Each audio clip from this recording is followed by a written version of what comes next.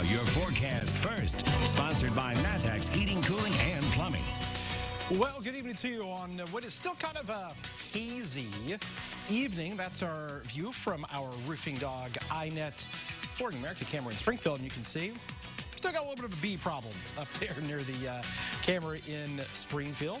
As we take a look at the satellite and radar picture, notice we've got the clouds that are moving back in here this afternoon for areas especially kind of along and north of I-74. And what a difference the temperatures are from northwest to southeast. 56 in Davenport, you get down to the upper 80s down towards Carbondale. Through this evening, expecting calm conditions through the area. It's going to start to cool off, and we've got some pretty nice weather over the next few days. We'll talk more about that when we come back.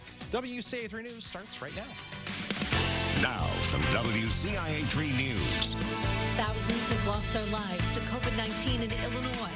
How they're being honored today. What doesn't work for those students, especially for the new students, is training them. Research universities have been focused on solving the corona crisis, but now they say they need more money to keep up. Better to be safe than sorry. And many students are starting off the school year remotely. So what happens if they don't get their shots? You're watching your local news leader.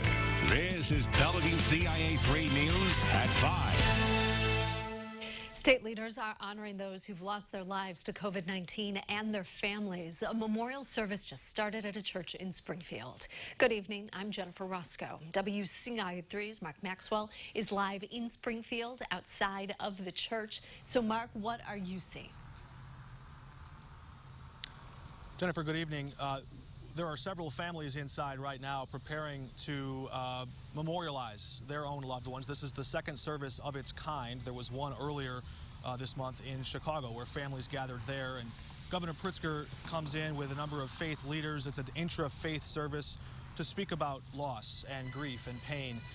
Remember, during the early days of the coronavirus, there were so many families that could not do this very thing, say their final goodbyes in groups of larger than 10. Many elderly family members who might have had concerns about going into a closed room. Those funeral services were hard to complete at that difficult time. This is a moment of outpouring of grief and expressing some of that emotion. Governor Pritzker, of course, has spoken in public about the big toll that our state has seen, burying 8,214 Illinoisans to this virus. At his first vigil, the one in Chicago, he told his own personal stories about his encounters with grief and loss, losing his mom at a young age. And perhaps he might share some of those same stories tonight with families behind me inside this church. One person I spoke to just a few moments ago didn't want to go on camera. They're going through their own personal moment just a month ago, burying a cousin of theirs. But just talking about, you could sense there was this, on top of the regular grief you would have when losing a loved one, there was this fear perhaps that maybe that person's memory might somehow be swept up in the bigness of all of this, the global pandemic. And so this moment to that person was special, that there was this time to stop and remember and grieve collectively about what this means for us all. That adds to the number of 30 patients, 30 people who died just today, one of them from here in Sangamon County, a 43-year-old man who came down with the virus testing positive just 1 month ago. A stark reminder of what's still at stake as our state continues its fight against COVID-19. Reporting in Springfield, Mark Maxwell, WCIA 3, your local news leader. Mark, thank you so much for that. Now, here are some more numbers from today. There are more than 1,300 new cases in the state. That makes the total more than 253,000. The good news, the 7-day positivity rate has dropped again. It's now below 4%. It's sitting at 3.7% now. And like Mark said, 30 more people have died. There have been more than 8,200 COVID-related deaths in this state.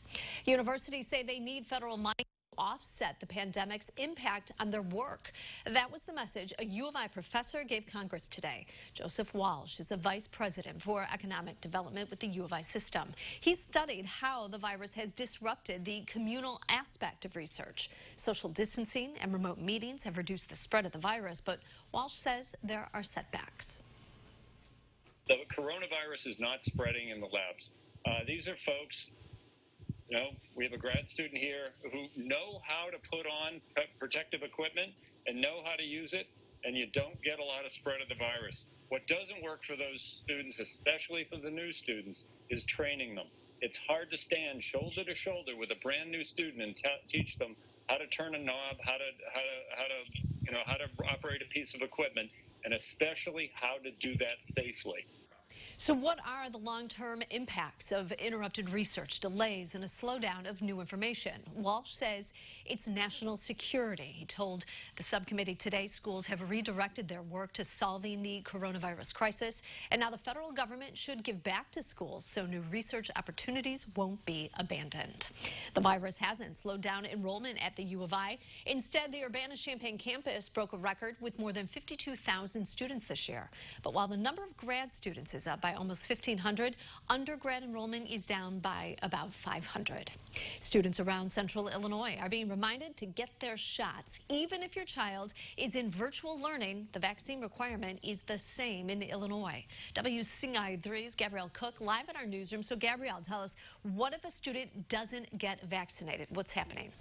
Well, Central Illinois schools are following their usual protocol if a student isn't vaccinated, which means the student won't be allowed to participate in classes. But the deadline did get pushed back a month. The Illinois Department of Public Health is requiring kids to get their shots and health exams no later than October 15th. If students don't make the due date, they won't be able to join classes again until they receive their required immunizations. One Decatur parent and nurse feels virtual learning doesn't change the need for shots. Bacteria, organisms, microorganisms, you can't see them on the surface of anything. It's just better to be safe than sorry. If you're in the Decatur area, Crossing Healthcare is offering school physicals and has extended hours. For a full list of required immunizations for the state of Illinois, you can go to our website, WCIA.com. Jennifer. All right, Gabrielle, some good information. Thank you. The state is reporting its first human case of West Nile. It's someone in their 40s from DuPage County. That's the only information they're releasing. Last year, 28 human cases were reported in the state, and that included one death. A 23-year-old motorcyclist is dead after crashing on Route 150 in McLean County. Happened last night on the southbound Rivian Parkway, just south of College Avenue. Authorities say Kyle Casey was on his motorcycle when he hit the back of a van. He was pronounced dead last night. The road was closed for about 5 hours while police investigated. The first of many meetings investigating Speaker Madigan's role in ComEd's corruption is tomorrow. House Republicans called for a special committee to investigate the Speaker. Madigan hasn't been charged in the federal case, and the House committee is not able to charge the Speaker either. But Republicans want to get answers. As of right now, those facts are uncontested. We'd invite the Speaker to contest those facts if he does not believe that those are accurate.